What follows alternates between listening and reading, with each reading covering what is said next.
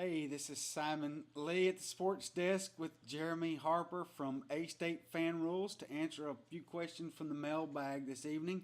How are you tonight, Jeremy? I'm doing fine, Simon. How's yourself? I can't complain at all.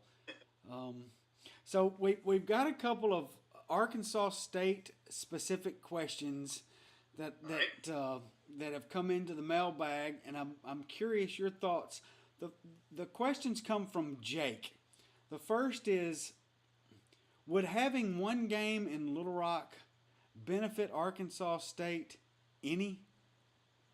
Well, yeah, you know what? I get like two sides of the coin to that argument all the time. A lot of people want to keep every game in Jonesboro if we have a home game. Or a lot of people will point to the 2006 game against Oklahoma State and say, well, the game wasn't sold out, it wasn't attended well. But that 2006 A State program is a miles away different than the program it is today. Today, we've won two bowl games, we've been to three. The program's taken these huge leaps and bounds. So I don't think it'd be a problem selling out, or at least having good attendance at a place like War Memorial. Yeah, I do think it'd make a lot of benefit. Ever since A State has put more personnel in Central Arkansas, we've got the president of the school system now operating out of Little Rock. We Right. get more and more of a presence here in Little Rock. I think we could capitalize on that if we just played a game every now and then. Mm-hmm.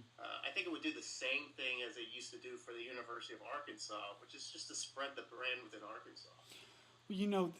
The counter argument has been made that financially, that it may not make much sense, and I know that there have been those who would argue that the city of Little Rock, if they wanted a game like that, should consider stepping up and compensating for it. What are your thoughts on a situation like that? Well, if the question is, it wouldn't make much sense for the or financial sense for the Arkansas State Red Wolves. I think you have to look at it beyond terms of dollars. I think of what you're doing is just building a fan base. I think we're doing a pretty good job of doing that up in Jonesboro and up in northeast Arkansas. But we've got to let that trickle down to central Arkansas and really build that fan base. And while we might lose a little money on it, I think what we'll build is a lot of really good fan currency. That makes sense. Also, it makes sense to me from the standpoint um, that Central Arkansas still is the center of media for a large part of the state of Arkansas. It would seem to benefit on that side too. And we're just now making inroads, or the school is making inroads on breaking through that membrane here in central Arkansas. The school is getting so much more coverage now. It'd be a shame if we dropped that ball and didn't take an opportunity to come to War Memorial. I think that would just be good for War Memorial, and I think it would be good for the school. Yeah, I agree. The second question from Jake is that he makes a comment that he's hearing rumblings that Liberty University could be the Sun Belt Conference's 12th member in football. He thinks this is rash and a terrible mistake.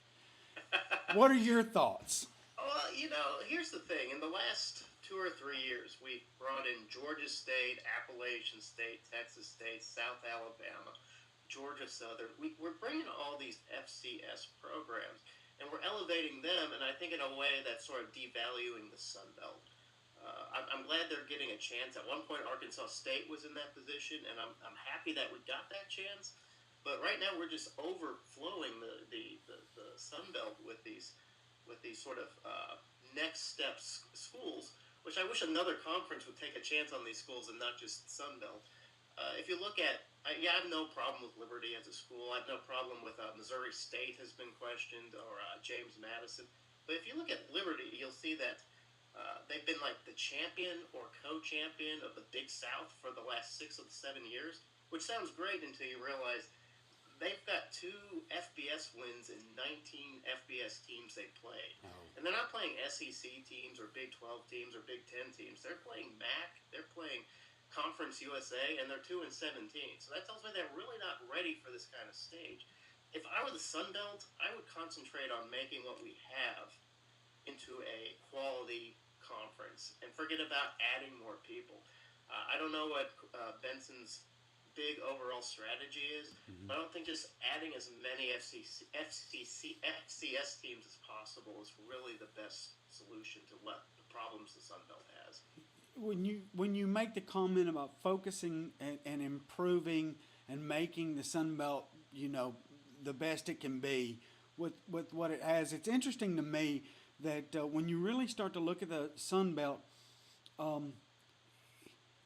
I think it's the only conference that shadows, from a territory standpoint, the SEC, and it's the growth that it's had. Mobile, Birmingham, these are great sports markets. Arkansas, Little Rock. I mean, these are not that market that the Sun Belt has its footprint in seems very growable to me. Does it to you? Does it seem like a market that, with what's in place now, you can really build on? Well, I said that we've added all these I keep saying, FCS teams. Right. And some of them I don't mind so much. A guy like a Georgia Southern, a Georgia State, a Texas State. These schools are, just coming up and they're becoming, building their football programs, but they come from these football-rich states. Right. SEC is so big, or the Big 12. So you got Texas, you got Georgia. Appalachian State, I don't know. But one thing about Liberty comes out of Virginia. I don't know if it's that same fervent football atmosphere as you'll see in some of these more SEC places. So I don't mind, taking a shot with a Georgia State. But I do get a little weary about taking a shot with Liberty, which I don't know is really coming from that sort of football-rich atmosphere as some of these other states. That makes sense. How did you feel? How did you feel about the Idaho move? You know what? that was a source of discussion all year last year amongst people from A State.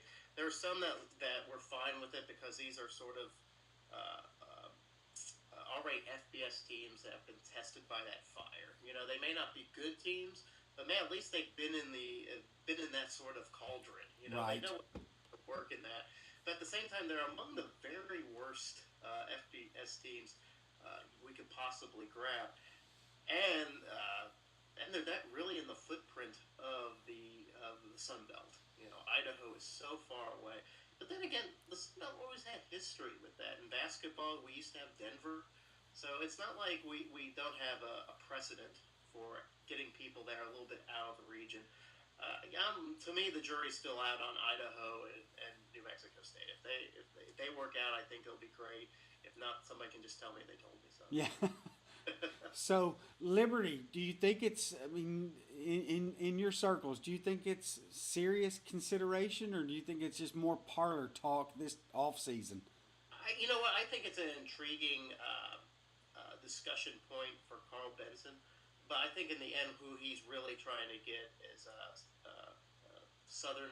Missouri State and James Madison. I don't think Liberty's on the radar screen.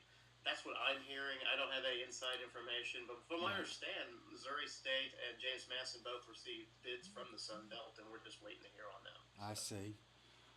Well, Jeremy, as always, I appreciate it. Appreciate your time. Simon. And